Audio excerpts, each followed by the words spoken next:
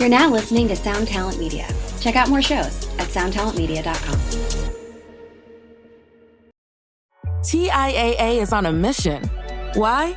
Because 54% of Black Americans don't have enough savings to retire. So in collaboration with big-name artists like Wyclef Jean, TIAA released Paper Right, new music inspiring a new financial future. With 100% of streaming sales going to a nonprofit that teaches students how to invest. Stream Paper Right now and help close the gap. Yo, welcome back to another episode of the podcast, people. I am so stoked to have you here today. Today, I am talking to JB Brubaker from August Burns Red. You might recall if you saw my social medias here a few weeks back, actually maybe around a month ago, I actually went to the 20th anniversary tour that August Burns Red was doing with Devil Wears Prada, and it was a great show. I got to hang out with their dude Carlos, who is running the lights, and I learned a lot about all that stuff. Nothing like an educational experience packed into an awesome metalcore show. I had a blast. And I didn't realize I'd be talking to JB just a short time later. So here we are, we're talking today about, really, we take a history trip through his history trip. Is that a thing? Sure. I'm going to make it a thing. We take a history trip through his gear and we go really in depth. And it's an interesting evolution of sorts that I think especially August Burns Red fans are going to really get a lot out of. We have a great talk. It's really, really a good time. And I think you're going to enjoy this. Just a quick bit of business to get out of the way, and then we will dive right into this episode. I just want to remind everybody about the ways you can support the show with your gear buying habits. One of them being buying through tonemob.com/sweetwater. If you click through that link, it's in the show notes, or if you just type that into your browser, anything you do through that link will help support the show. So if you go and even buy a small pack of strings, maybe some String Joy strings from Sweetwater, a little bit of that will come back and help me out, and it helps out way more than you might think. So tonemob.com/sweetwater for any of your gear purchases would be immensely helpful. And if you're going to buy something that maybe Sweetwater doesn't carry, or maybe it's vintage or something like that, check out tonemob.com/reverb. So if you go to tonemob.com/reverb, the same thing applies. Anything you go through and do there, any purchases you make, a little portion of that comes back and helps support the show. And it really, really does move the needle in a major way. So I appreciate that very much for anybody that's able to do that. Thank you, thank you, thank you. All right, that's enough business for this episode. Let's get into the episode. Here we go.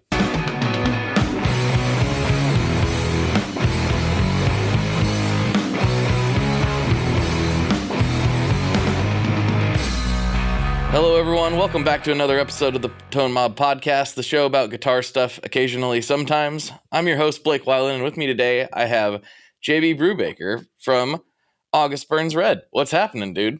What's up, buddy? Not much. I'm on the road right now, and we're spending a day off in Grand Rapids, and I'm excited to be able to share with you. Nice. Yeah, it's kind of an interesting situation. So when you guys hit Portland, I was actually back in the lighting booth hanging out with Carlos. Oh, really? Yeah. So that's funny. Small world. Yeah, small world. Yeah, he listens to one of the other podcasts that I do, and I mentioned that, I was planning on taking my son to this show, and he hit me up. He's like, come on down. So we were hanging out there, and I'd never really seen that world before, the lighting board and all that stuff. It was very interesting. I see. Yeah, that's a world I know very little about as well. I'm glad that there are people capable of doing that, because my bandmates and I are pretty clueless with making the lights go blink. It was very well. You did your part. It was very well orchestrated. Good. I'm glad you thought so. But yeah, that was interesting to see. I only kind of understood it, but at least now I have some semblance of an idea of what goes into it versus no idea whatsoever. Right. And yeah, and it was a different perspective. A dope light show too. So. Oh, good. I'm glad. Yeah. I like the light show on this tour. I think it's pretty sick. It's the coolest one we've ever done, I think. It's very cool. It's one of the coolest ones I've seen in recent memory. I really enjoyed it. Yeah. Well, people can't listen to this and see the light show, so they're going to have to go to the show to understand what we're talking about. Yeah. Come on out. But let's get into you. Obviously, you've been in this band for a very long time, but I know you didn't wake up from day one as a baby in the band. So when did you start playing guitar, and how did this all unfold for you? I started playing right after high school. When I was 18, I bought an Ibanez starter kit shortly after I graduated, and um, had a few years of trying to learn myself, which was a slow go. But I learned how to turn up the gain and make my guitar chug and palm mute and those sorts of things, Oh, which yeah. led to the early ABR stuff. And then I took a semester of lessons when I was in college, my sophomore year. I would have been 20 when that happened. And that kind of opened some things up for me, got me to correct a couple fundamental flaws and get me using my pinky more. Still my worst finger on the guitar, but um, it was even worse 20 years ago. And then, as we progressed as musicians individually, we started to be able to write, more complex music and play more difficult stuff and kind of go down that path of becoming the band we are today. Right. And when you first started, what were some of your inspirations? You said you instantly kind of went into Chugsville. What were you Well, listening to? yeah. Right after high school, I was kind of going through this transition of, I was really into punk through high school. That was like my scene and what I was listening to and the bands that I cared about. And I was starting to get into some hardcore stuff and I guess some early metalcore stuff. Like, I guess we'll say I had a couple bands that bridged me from punk into hardcore.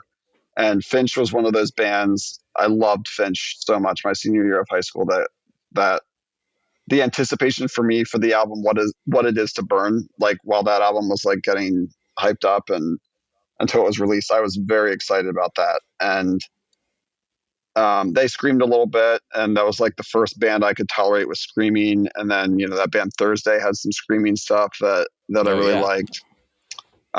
In particular, the album Full Collapse was very important transitionally for me. And then I got into Poison the Well, who were kind I of love that band. Yeah. me too. Yeah, Tear from the Red and Opposite December were huge albums for me. And then I started getting into some like beatdown hardcore stuff, like Bury Your Dead was really important to me. On Broken Wings, some Eulogy Records bands from back in like 2003. And I started going to a lot of hardcore shows, just the underground fire hall stuff and VFW hall kind of things. I got really into my local scene, to the point where I was putting on shows and promoting shows myself. And that's kind of how ABR started getting to play with some more national acts. I would book a national, small tour and put it on at our local American Legion Hall and then have ABR open it. And which was good for networking, and it made a little bit of scratch that we could reinvest back into the band. And we used that money to, upgrade our gear and buy a van, buy a trailer. It's hard getting a band off the ground. So we did whatever we could to make a little bit of extra money back in those early days. Sure. Is it weird to look at the tours now? You're selling out theaters versus back in the day, you're like, we were playing in a VFW hall opening for bands that could probably barely sell out a theater. Does you ever have to pinch yourself and just like take a step back? I mean, certainly if you look at the beginning to where we are now, it is hard to imagine what we've accomplished and the point that we've reached. And it is, I even feel that way sometimes with just like the songs that we've written and where I started out as a player and stuff.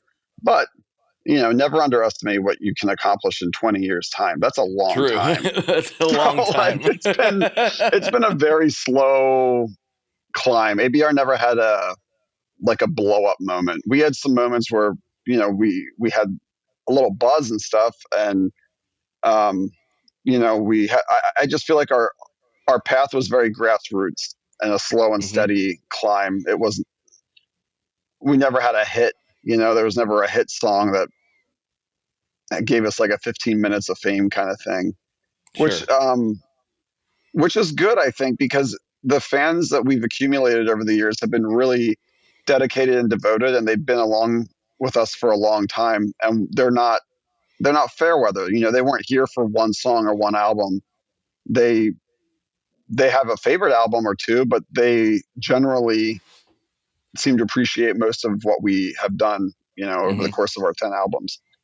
So Sure. I'm grateful that we have such a dedicated following, even if it's not, we're not a band that can go sell 5,000 tickets. We're not playing arenas or anything, but we can keep things steady and have almost what feels like a pretty organic fan band relationship. Like, we know a lot of our fans, like we can remember them from meet and greets, and we know lots of them by name and like how many shows they've been to, because like some of these people come out over and over and over and are at like 30, 40, 50 ABR shows. Like, you start to learn faces and names and hear their stories, and I think that it's a really cool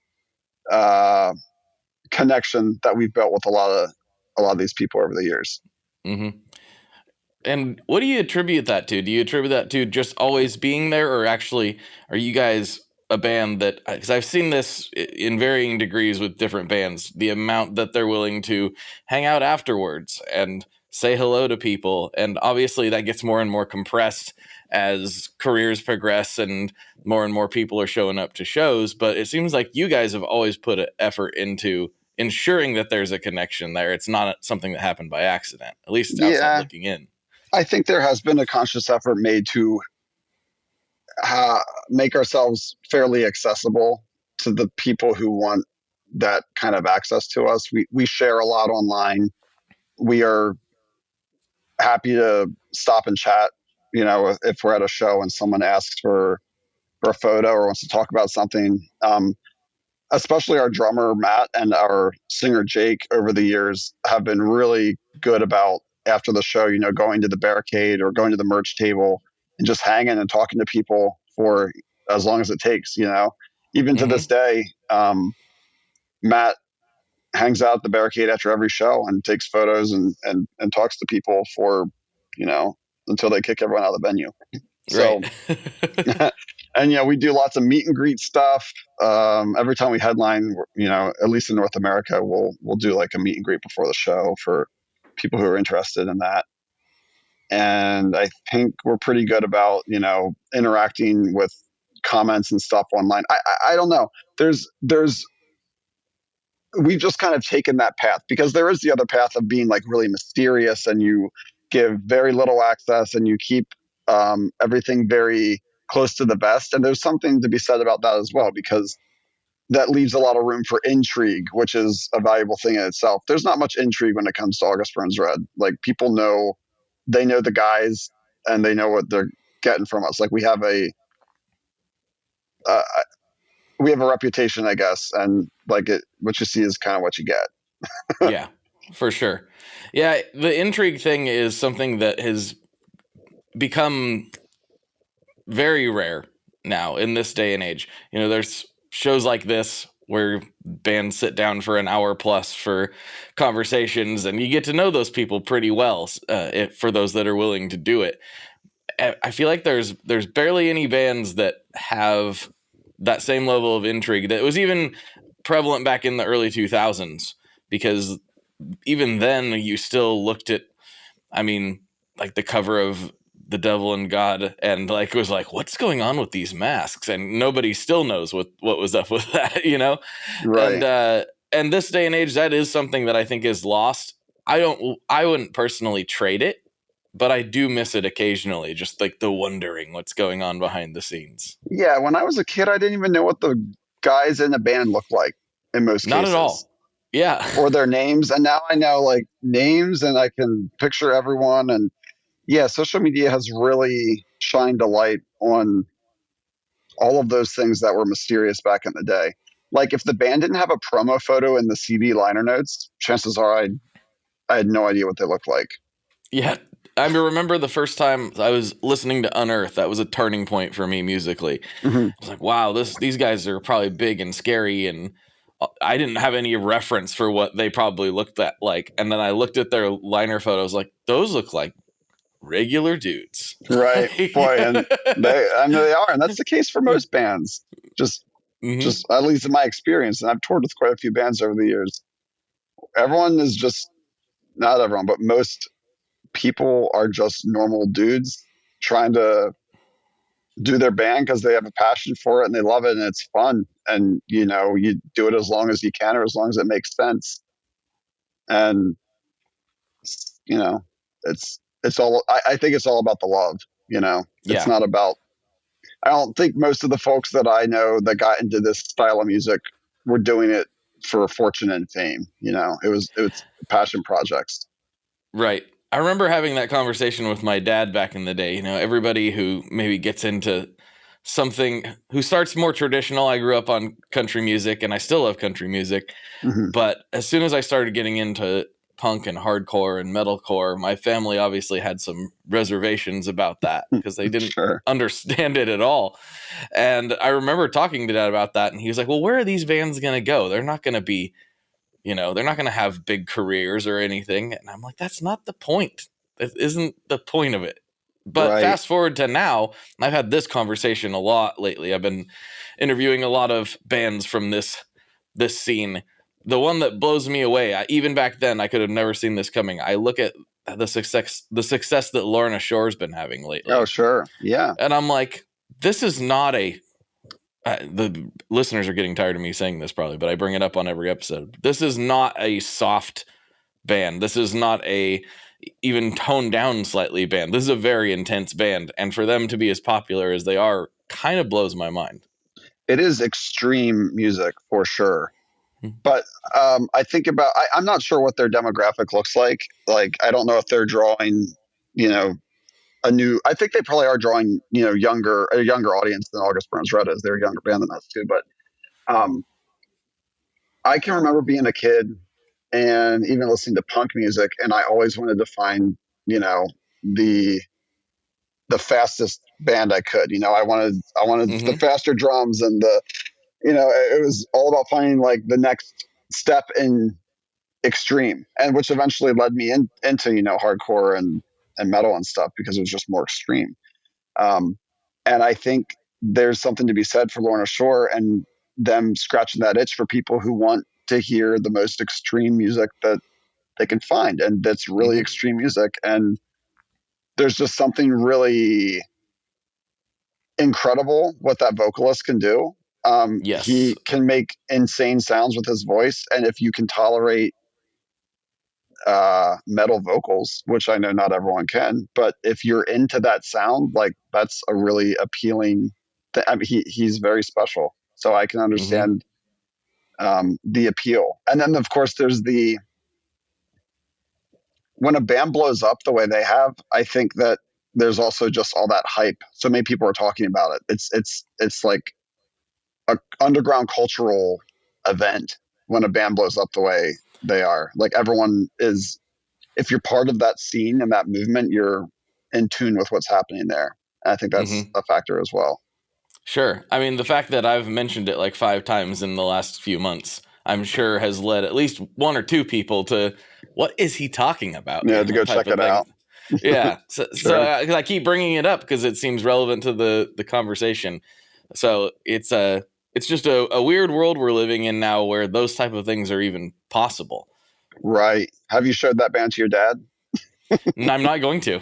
Right. So it would be a waste of time. I mean, hilariously enough, so my son wasn't able to go, unfortunately. He had been a bit under the weather, but he's 7. And August Burns Red was going to be his first metal show, and I was really excited. That would have been cool.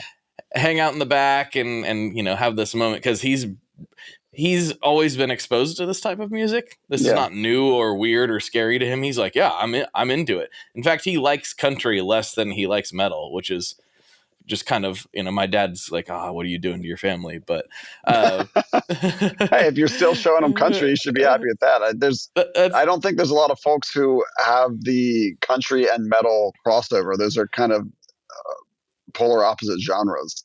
They are, but I don't know. The more like one of the admins for the Tone Mob Facebook group, Jason, shout out Jason, big black metal fan. Like he's always been into black metal and really extreme genres of metal.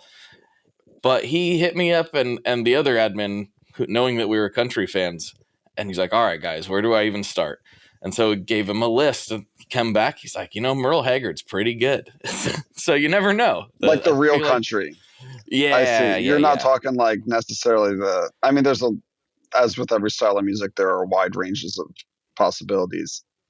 I'm pretty specific. Yes. Yeah, I think the old school country stuff is a lot cooler and more interesting than the pop country of today. Hi, I'm Vincent, and I'm here to talk about the Mercury X. My dad's always going on about how cool Maris is. He really went off on one about the Mercury X the other day. He said something about a 4800 hertz sample rate and 99 preset locations in 33 banks, and something along the lines of the most advanced reverb pedal ever devised by man? That's all true, but I only care about one thing. This pedal sounds sick. So make sure you check out the Mercury X and all the other fine products at maris.us, as well as fine retailers worldwide. All right, Dad, now can I have my talkie?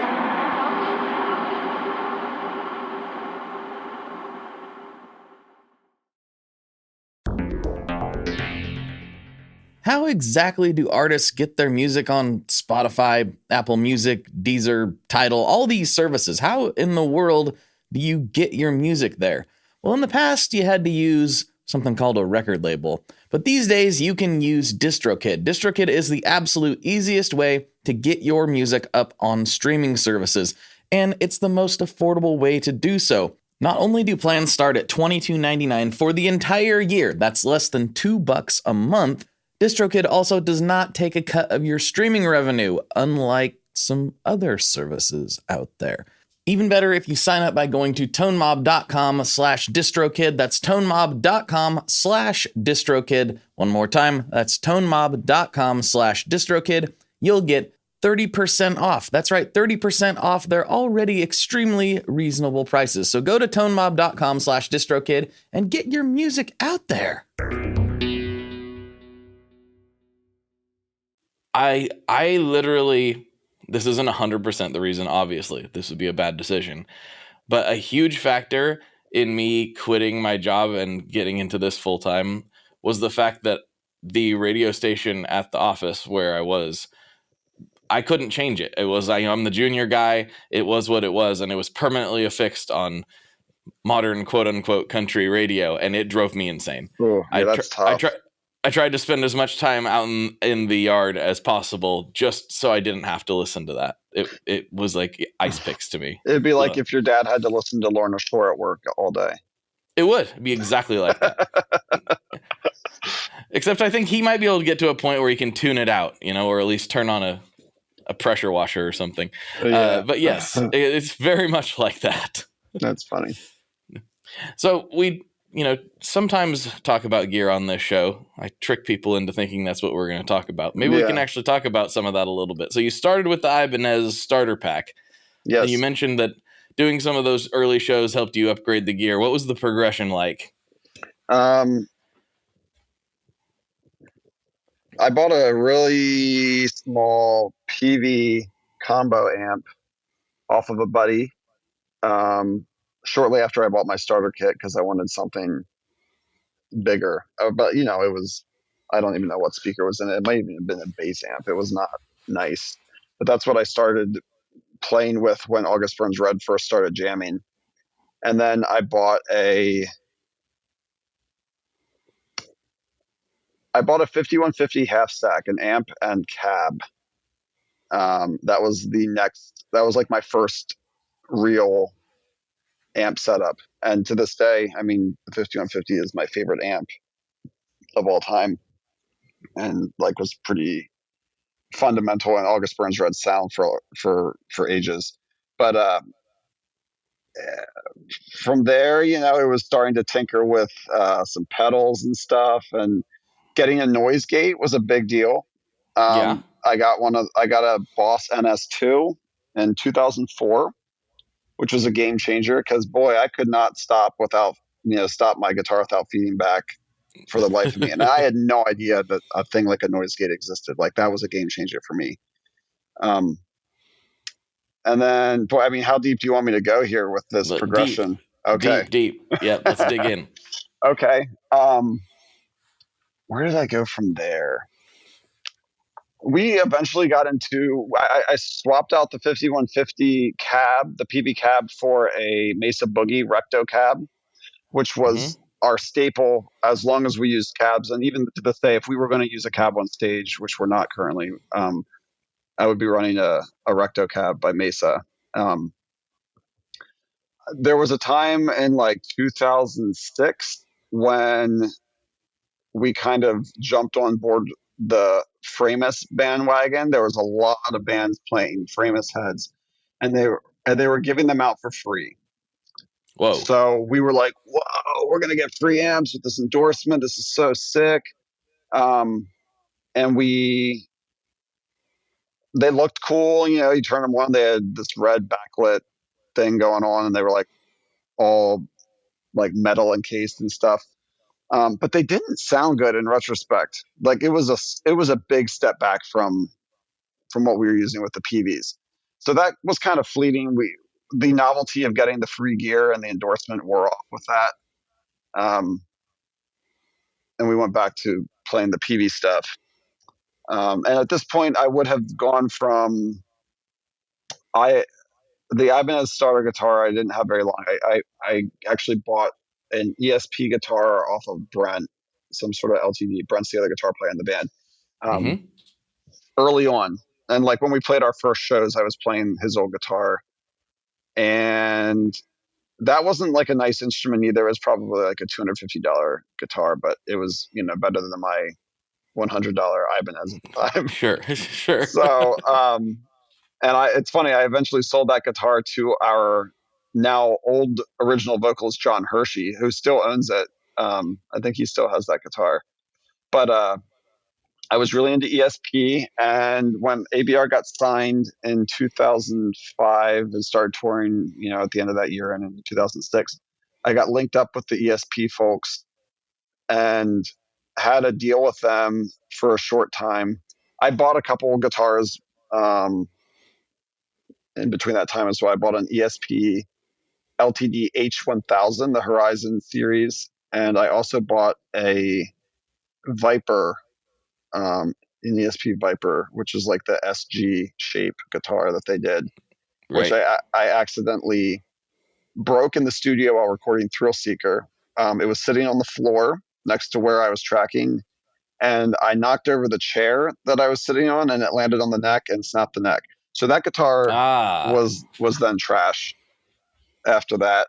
That was a bummer at the time.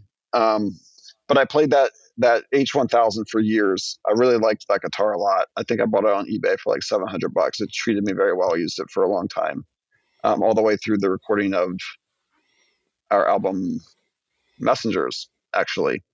Wow. And it was around that time, like I played it in the Composure music video, but it was in 2008. We were on the road with Every Time I Die. And I was having an issue with an instrument. I forget what it was, but Brent was with Ibanez at the time, and I was working with ESP, and we were a small band. We weren't a priority there. And I was having trouble with, you know, my artist rep getting an instrument shipped out to me. And I started playing one of Brent's RGA 121s that Ibanez had given him. And this was a big tour for us at the time. It was Every Time I Die, From First to Last, The Bled, ABR, and then a band called The Human Abstract was opening. It was the Take Action tour. That was like an annual tour that ran back in the day. That was like it was like a charity, a charitable tour. I forget what the I charity remember was at that the time. tour. Yeah. Yeah, it I was remember that cool. one. They ran it every year, and it was always a good deal. And people came out, and the shows were pretty big for us. And I was like, "Yo, I'm playing like these pretty big shows, and our Record Messengers is kind of getting some buzz. Like people like it. It would be, I think, in the interest of ESP to like kind of take care of me in this situation with this guitar. I was like, I'm playing Ibanez right now in front of 1,000 people every night, and it just never really got fixed, I guess. And I switched to Ibanez at that time. I signed a deal with them in 2008, and I've been playing Ibanez ever since. As just kind of giving the summary of my guitar gear side of things. I really love the RGA series, and I played those for years and years and years. And that's the series that I don't know that they make. They don't make the RGA 121, which was my favorite guitar anymore. But I now have a signature guitar with them. The past like 4 years or so, I've been a signature guitar, and that's based off of the RGA 121. Like it's that same body style, and feels really similar to that. So I think it's cool that my signature guitar can kind of carry on that shape and style guitar, since Ibanez isn't doing that as a production model, at this time. Mm-hmm. Hold on 1 second. I need to take a drink of water. No worries. All right. And the I've journey always continues. Yes. Yeah. There's so many facets to this, dude. If I'm like, I wanted to try to summarize the guitar side of things. And I guess the other thing is I'll speak on the style of my guitar, like the finish of it. For anyone who doesn't know, my guitar, for many years I played a bright green guitar that had white stripes on the side of it. Mm-hmm. And those stripes came out of boredom one day when we were on Warped Tour. Our guitar tech and I were just messing around, and we just put some white electrical tape stripes on the side of the guitar, and then that just kind of became my thing, I guess. And now all of my guitars have the same white stripe pattern on them, or whatever color the stripes may be. But just a little backstory on that. Nice. So that's the guitar side of things. I play D'Addario guitar strings. I always have. I play 10 to 52. That's my gauge. Light on the top, a little heavier on the bottom. And we tuned to drop C for anyone who cares about that. For everything?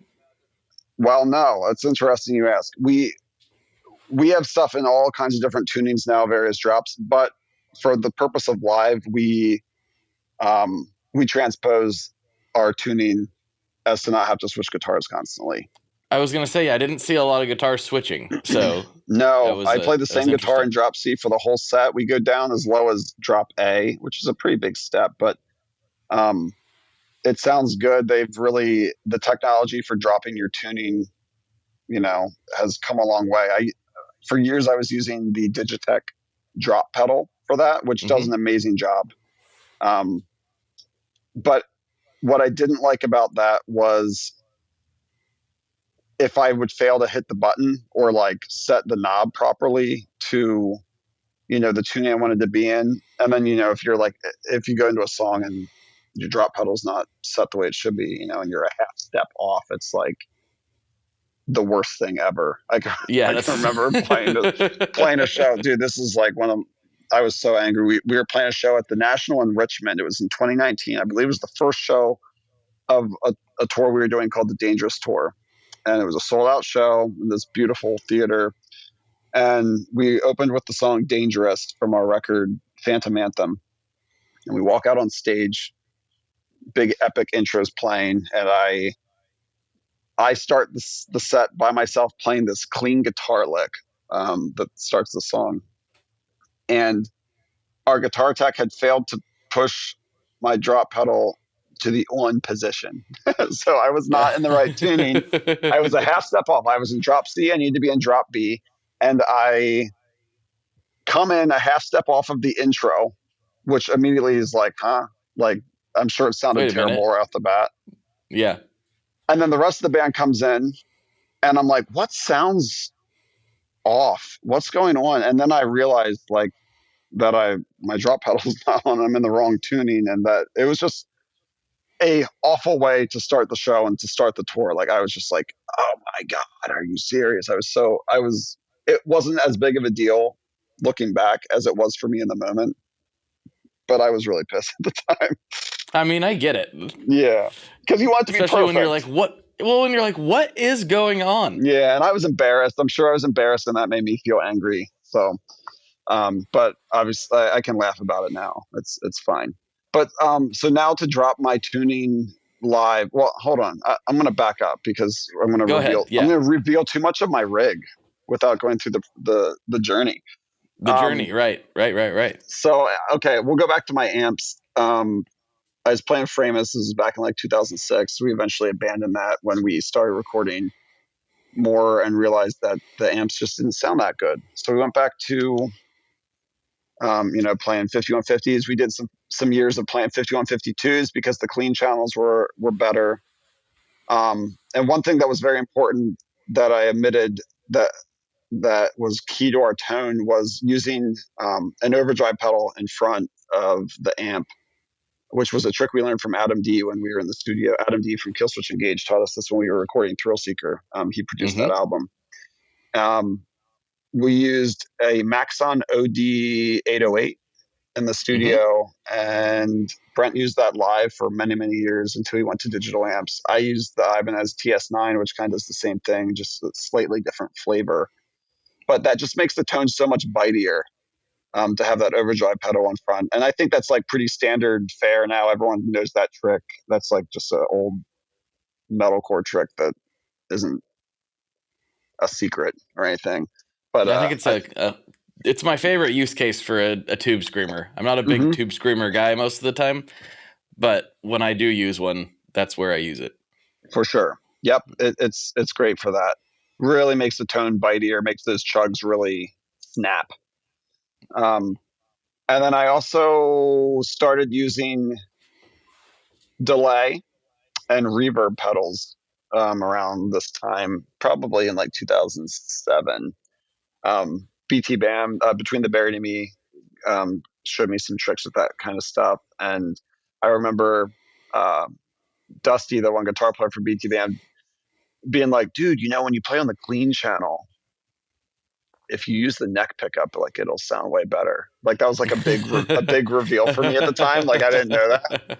I was like, no way. This is like, I can remember where I was. I was in Poughkeepsie, New York, playing this venue called The Chance, standing out back in the parking lot. And he told me that. And I was like, whoa, like blew my mind with how much better my clean tones could be with playing the neck pickup.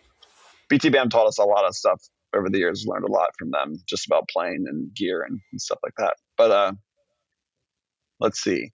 Oh, and then another cool thing I learned along my tone journey was I learned from the late Tom Searle from Architects. Sadly, he's not with us anymore. But we were on tour with them in Australia in 2009. We were both supporting Parkway Drive. And he taught me that running my effects through the effects loop sounds way better. Like I had never done that before. I always ran, my time-based effects just in front of my amp with all my other pedals. And I started running my delay and reverb through the effects loop, which just made them soar and sing so much more. I was actually sharing gear with Tom on that tour. We shared an amp, and I just used his pedals. And that was like a game changer for me. Like if you want to get into like the nuances of delay and stuff, that really made a big difference. I guess some people might prefer the sound of a delay in front of the amp. It's a different sound, but I like the spaciness and how clean it sounded going through the effects loop. So starting in 2009, that's how I was running my time-based effects. What's next? Okay, the next big step for me this was probably around 2011 when we started touring on Leveler. I started I had a lot more pedals at this time. I started, having a tremolo pedal and chorus and all these other effects that are, standard effects that guitar players use. But Yeah. I was struggling to make the big tone switches live that I needed to make. The whole tap dance on your pedal board thing was growing old for me. And I just wanted to play. I didn't have to worry about hitting 5 buttons to get the tone where I needed it to be. So I got into what is it even called now? The thing I bought was from RJM Music. It was called the RG16. I think it's now called the Rack Gizmo. And basically, it was this looper that you could plug all your pedals into and then program different patches, basically, that you controlled with MIDI switching. Like, I could make it so I pressed one button on my MIDI switcher and it would call on the programming to switch my amp to clean and turn on my delay pedal and turn off my overdrive pedal and turn on you could program it to do whatever you wanted. Right. Through a gazillion loops. I mean, I think there was 16 loops on it. That's why it was called the RG16. And it was cool because it could also do the amp switching. And I was like really proud of this rig that I had built. It had like, a bunch of rack stuff in it, and I had a drawer with a bunch of pedals that lived on a shelf on this rack drawer. And I spent all this time like custom building my cables and wiring it all up and trying to make it neat. It was a mess. I never did have it very, very clean. It's the kind of thing that I should have had probably someone help me with the cable management. Sure. But I can relate to that for sure. Yeah. But it was really like a game changer for how I played live and not having to worry as much about pressing a ton of buttons. And that got me through for a few years. I think I probably went that route from like 2011 to 2014, maybe.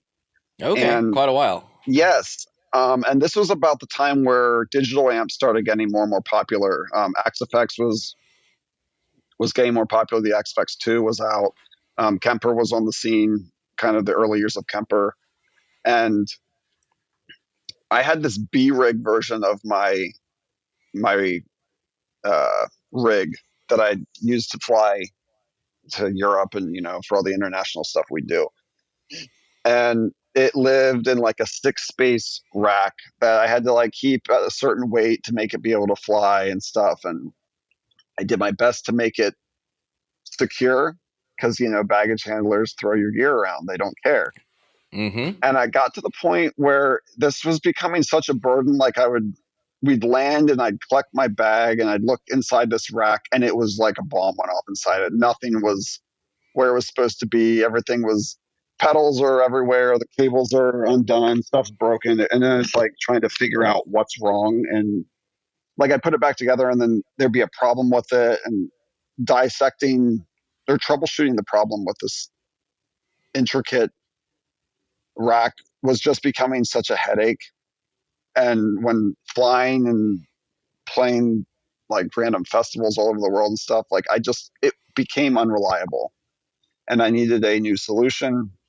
And I was very resistant to go to digital amps because I was so invested in time and money into this rig that I had built. And I loved it. Like I genuinely was attached to it. I thought it was so cool. And I was like into the analog pedals and everything. I just wasn't ready to take that step into digital.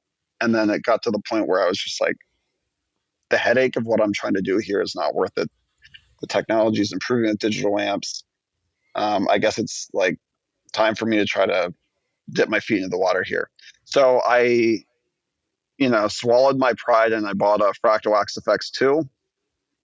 And I learned that whole interface, which was, there's a steep learning curve there. But I learned it and I got comfortable with it. And I built a gazillion patches and presets for probably like 70 songs over the years. I used the XFX 2 and then I eventually upgraded to the XFX 2 XL Plus, which just had more processing power for making more complex patches and stuff. And that took me all the way to 2021. I was using the XFX 2. The XFX 3 came out probably around 2019, 2020 maybe. And I was reluctant to upgrade to that because I didn't want to have to start from scratch on building presets for the songs. I had so Sure. many songs programmed, and you can't use your XFX 2 patches on the XFX 3. The XFX 3, you got to start over. Oh no, I didn't realize Yeah, that. it's not like a quick port over from one to the next. But I took the plunge eventually, switched to the XFX 3. It's far superior to the XFX 2. Our audio engineer helped me dial in a way better, like just basic rhythm tone that I play live, and I'm really happy with it. It does the drop tuning stuff for me. Like I don't have to use the drop pedal anymore. That was the one pedal I was still using on my pedal board. Was the Digitech drop pedal, because the XFX2 did not do a good job of dropping the tuning. Like there was too much latency and it was kind of buggy. It just didn't sound good. But the XFX3 fixed that up a lot. So now I don't have to worry about using the drop pedal. And my pedal board's really basic now. It's just a Fractal FC6, which is a fractal foot switch, has 6 buttons on it. I have a tuner on there, a little Polytune, like the Polytune Mini from, I think that's TC Electronics. And I have a wah pedal, where it's just an expression pedal, but I use it for wah, generally speaking. And then an AB box to switch between my wirelesses if I want to switch guitars during the set. But the pedal board is almost strictly there for backup, because I have all of my scene changes on my XFX and like all the effects stuff programmed into MIDI on our computer with playback. So I don't actually control any of my switching unless the computer were to fail, and I'd have it there as a backup, which would be a nightmare for me at this point, because it's been so many years since I've had to manually push the buttons, and I'm not like in practice of manually stepping on my buttons. That Like, takes practice in itself. Yeah, like which one's which? I don't remember. Right. Now. Exactly. Mm-hmm. And I'd be like, geez, what? Well, fortunately the patches are all labeled. Like there's a little screen for each button, but it would be a mess. I'm very disconnected from having to, switch things on and off myself, which is another way that technology has just made things a lot easier for musicians. I mean, it's wild to think how much I was tied to standing on a pedal board when I was younger. And now I can wander all over the stage and I don't have to like run back to a certain spot to press a button to turn my guitar to the clean channel, It's very liberating. I can just worry about playing and putting on a show and not worry about making sure I'm on the right patch. Some people probably think that's really lame and I'm cheating, I guess. I'm sure there's purists who don't respect that, but I think MIDI is such a powerful tool and you can do so much with it. And I've come to really embrace that side of things. Like I'm just so far into the digital world now with gear. And it's funny looking back on like the rig that was my pride and joy. That was this 2 amp, 8 space rack, like monstrosity that I was hauling around in and out of venues every day. And now I have a 3 space XFX and like my 2 wirelesses. Like it can all fit in a very small rack and fly very easily. And my tones are the same no matter where I play in the world. Everything's just dialed, which is nice. We are brought to you today by Sweetwater, specifically the Gear Exchange. You may have heard about this. This is a place where you can go to buy and sell your used gear. Maybe you got a pedal over there that's just kind of collecting dust. Maybe there's something you've been eyeing from the Sweetwater catalog. Well, right now is a great time to turn that unused gear into something you're actually going to use. Even better, if you sell on the Gear Exchange, you can keep 100% of the sale as long as you choose a Sweetwater gift card as your payout method. That is not too shabby because, Let's be honest, most of this buying and selling we do is just to fund new gear purchases, and that is a great way to reach a wide variety of customers and keep 100% in your pocket, or rather on your pedal board. So go check out the Sweetwater Gear Exchange and turn that unused gear into something that's actually going to help you write that next huge riff.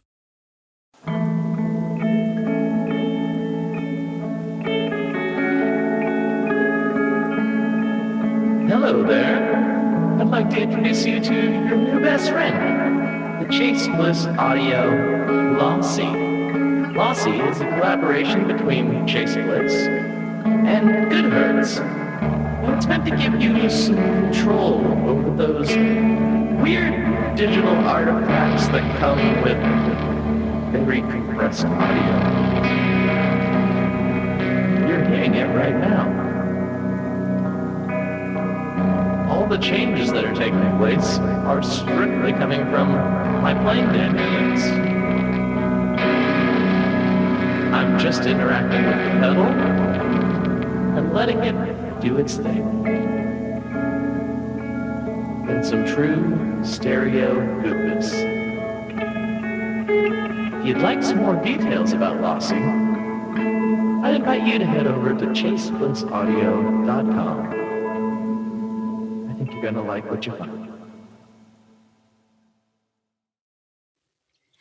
Do you use digital stuff recording now, or is that primarily live? I use digital stuff recording as well, especially cleans and crunch stuff. However, with rhythm tones on the album, like the heavy gain stuff, we might track it with like a plugin or something. But then we will go back and reamp it through a real amp. Mm-hmm. There's not an ABR album that has rhythm guitars that weren't reamped, with a tube amp of some sort. But what's interesting now is we'll use a real amp, but we'll run it through a cab sim. Like there's still digital stuff going on. It's not. I mean, that's more recently in the last few albums, but the things you can do with cab sims are so limitless now too. Like I don't know what the software our producer uses, but I mean, you drive yourself nuts with all the combinations of digital mic placements and blending this cab with that one, and it's endless.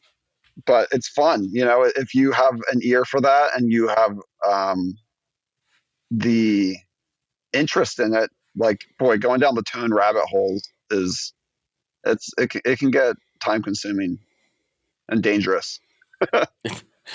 That's the whole thing, though. It doesn't matter whether you're talking about analog or digital. Going down the tone rabbit hole is time consuming and dangerous. Either way, it's right.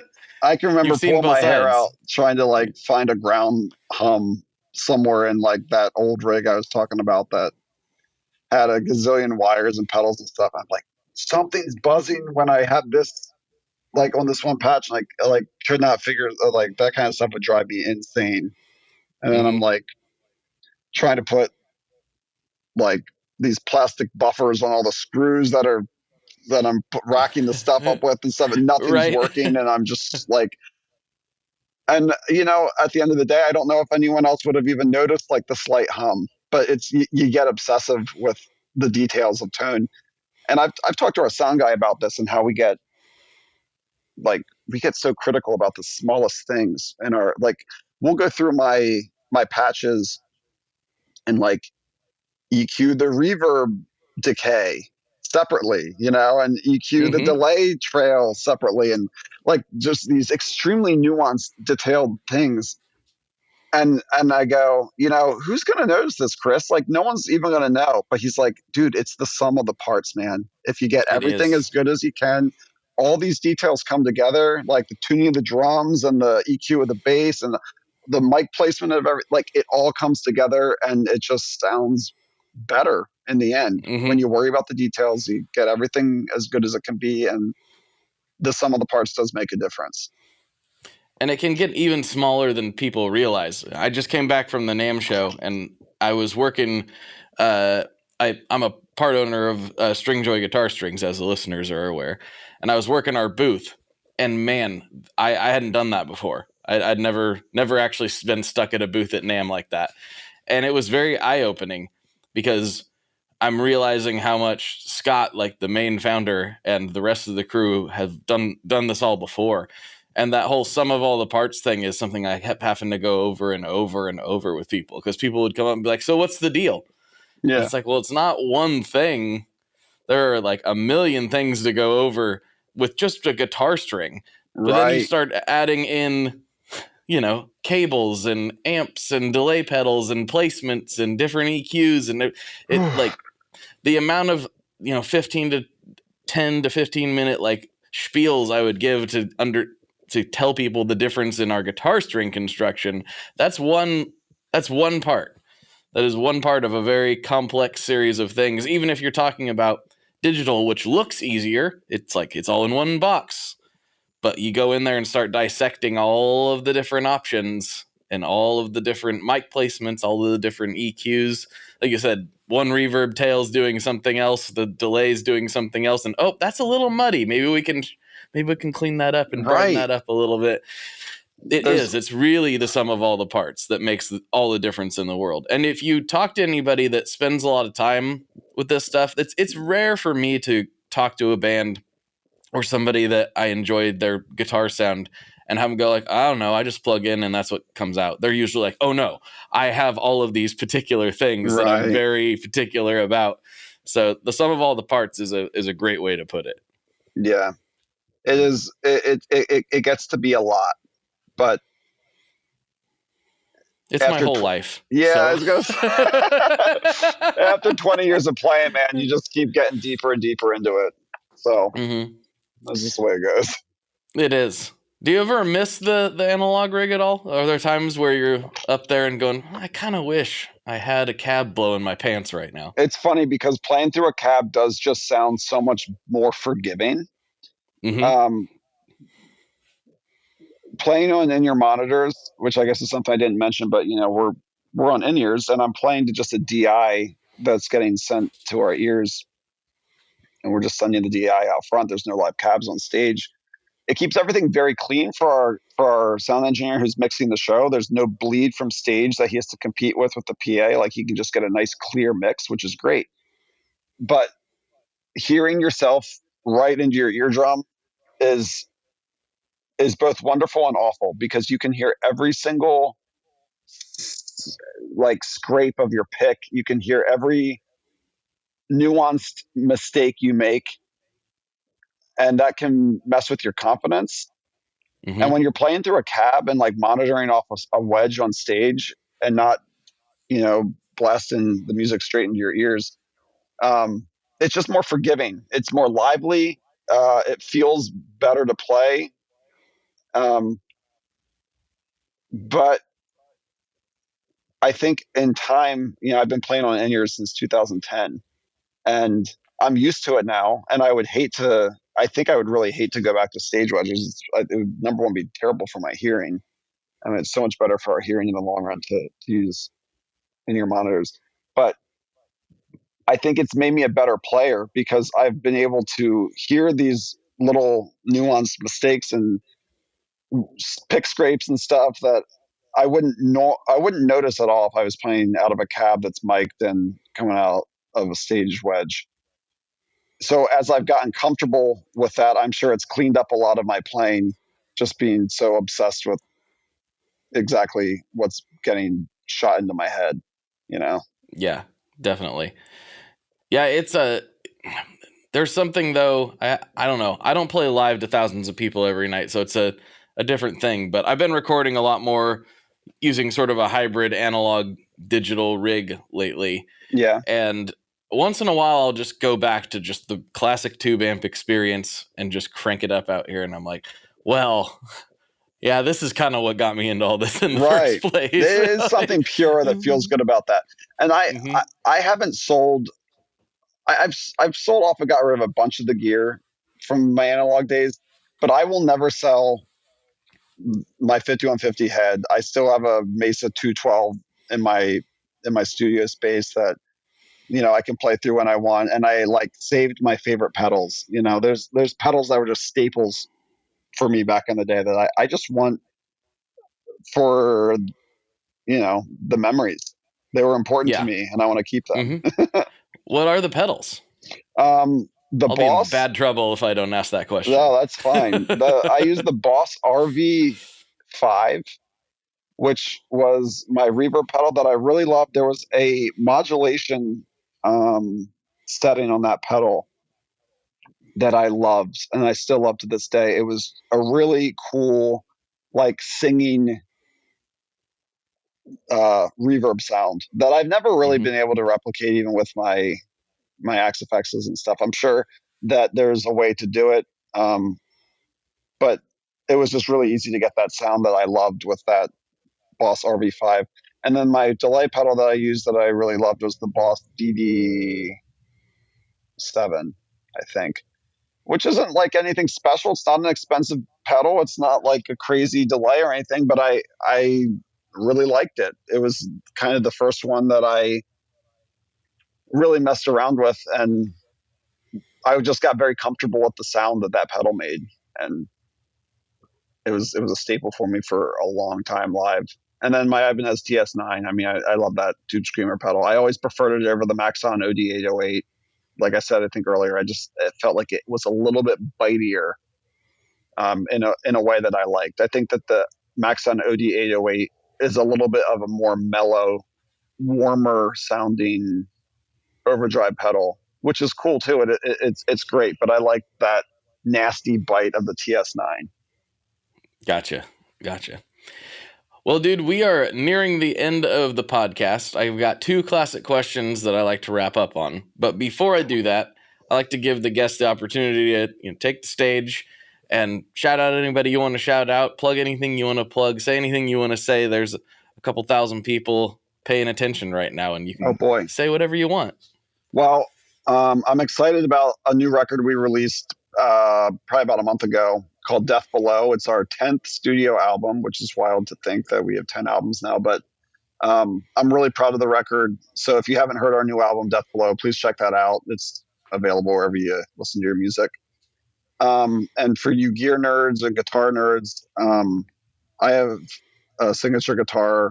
It's the Ibanez JBBM 30 that you can check out if you're interested in that RGA body style that I was talking about earlier. I love that guitar. I play it live every night. I'm actually using it. I think a lot of guys have like their signature models and they might not play them live and they might play something else, but it's my go-to instrument, and it's a good workhorse, good metal guitar. Nice. Very nice. All right, classic questions, and maybe you already answered this. This will be interesting to find out. The first one is, what is your favorite Boss pedal? I'm going to go with, well, this is actually really hard because I know I was just talking about those, the Boss RV5 reverb and the Boss DD7 delay.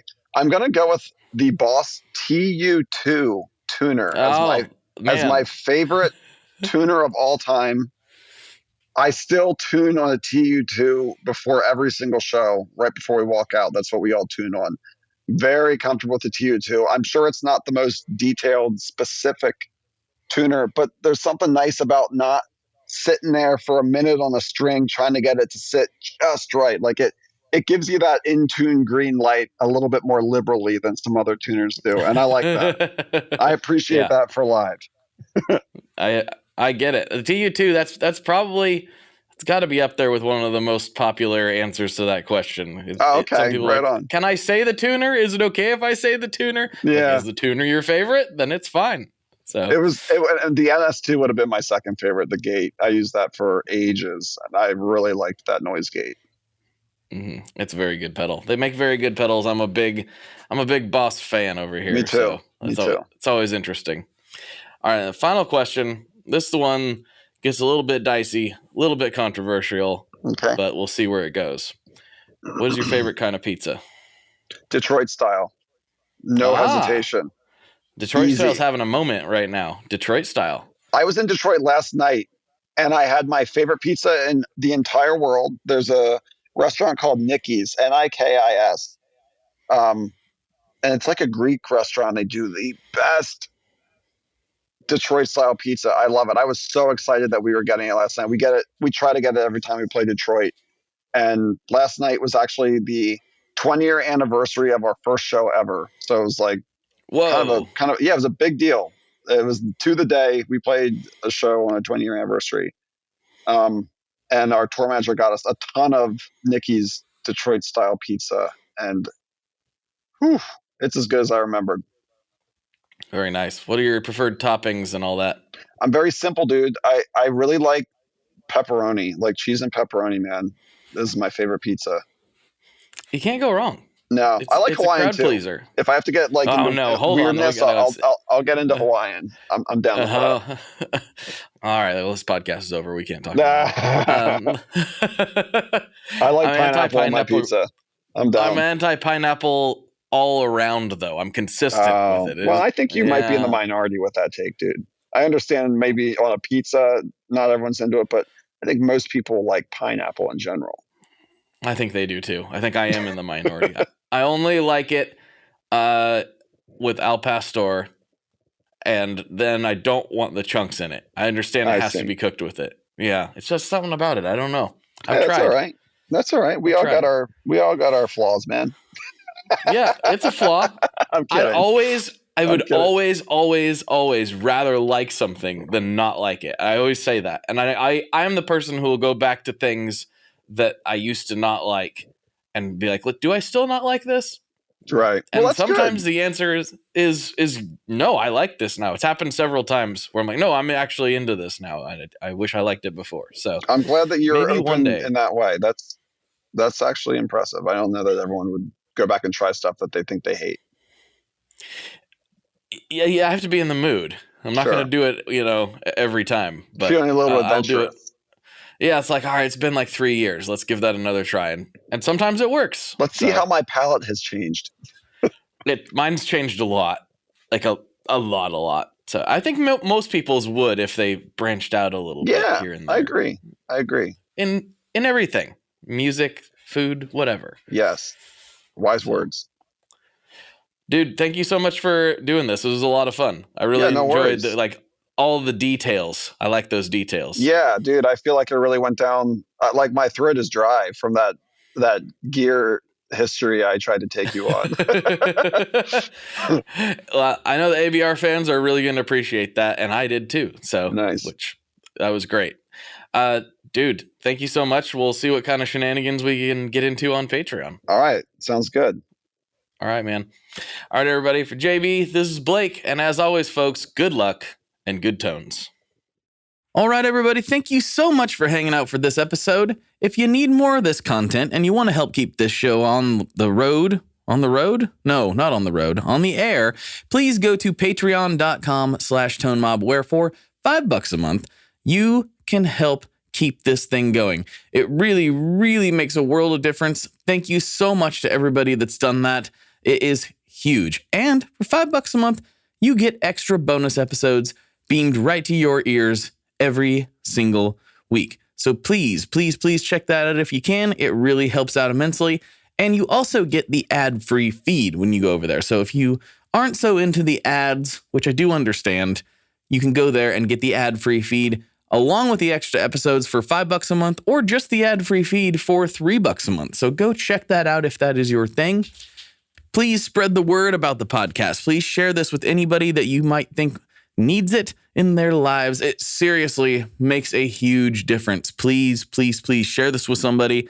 We were in the top 5% of shared podcasts on Spotify last year, and I'd love for that number to crack even higher if possible. And the only way that can happen is if you grab this link and share it with your friends. So thank you so much. Please tell your friends. Please do that. That would really help out a lot. And go check out August Burns Red. They are on a tour right now. And if you are into that kind of music, you're going to like them. All right, everybody. I'll talk to you next week, or maybe even sooner than that, on the internet. Very, very soon. Later. One last thing before we totally sign off here. I just want to remind you that if you do any shopping at Stringjoy, that's Stringjoy guitar strings made in Nashville, that will help me out as well. As I've said for years, I'm heavily involved in that company, and I really do think they're making the best products on the market. So if you would like to try custom strings, go to tonemob.com/stringjoy and check them out today. I seriously love what the team down there is doing. I help them out with all kinds of things, and by you supporting them, you are also supporting me as well. And hey, you need some strings, so why not get some custom strings just for your guitar and playing style? Again, the link for that is tonemob.com/stringjoy, and that will take you right to their website, and you can do all your shopping through there, and that will help everyone involved out. So thank you very much. Talk to you next time. We are brought to you by the wonderful folks at Gun Street Wiring Shop. Yes, Gun Street Wiring Shop. I've talked about them before. I used to say based out of Bend, Oregon, but guess what? Sean moved to my neck of the woods. Sean's in Portland. Sean is awesome and has helped me with a bunch of stuff lately. And if you have wiring needs for your guitar, he can help you too. If you want to get weird with it, he can get weird. If you just need to spruce things up a little bit, there's your guy. He takes all the guesswork out of doing your guitar wiring, and he makes it simple, and his customer service is top-notch, and I can't say enough good things about Gun Street as a company. I really respect Sean and what he's all about, and the product is top-notch. I've got 3 different guitars that now have Gun Street harnesses in them, and I could not be happier. So go to gunstreetwiringshop.com and check them out. Hi, this is Chad Nicefield. And this is Justin Press. We're the host of Making Waves, the Shiprock podcast, a part of the Sound Talent Media Podcast Network. We're inviting you to sail away with us on an epic journey in musical enlightenment. Every week, we bring you only the best artists in rock music and discuss everything from the cruise, to the stage, to the saga of being a professional recording artist. We'll have lots of special guests along the way, so tune in every week. Your stateroom is available every Monday morning, so welcome aboard. Do you like to laugh, geek out on music, and learn all about that band or artist who had that one song back in the day, but then seemed to fall off the face of the earth? If so, you need to subscribe to One Hit Thunder. Together with an array of interesting and hilarious guests, we do a weekly dive into one-hit wonders like Eiffel 65's Blue, Krayshawn's Gucci Gucci, EMF's Unbelievable, Delamitri's Roll to Me, Los Del Rio's Macarena, Musical Youth's Pass the Dutchie, and even Patrick Swayze's She's Like the Wind. So are you subscribed to One Hit Thunder or what? As Desiree would say, you gotta be. And as K7 would encourage, you gotta come baby come and join in on the fun of the One Hit Thunder podcast. Come baby come, baby, baby come, come.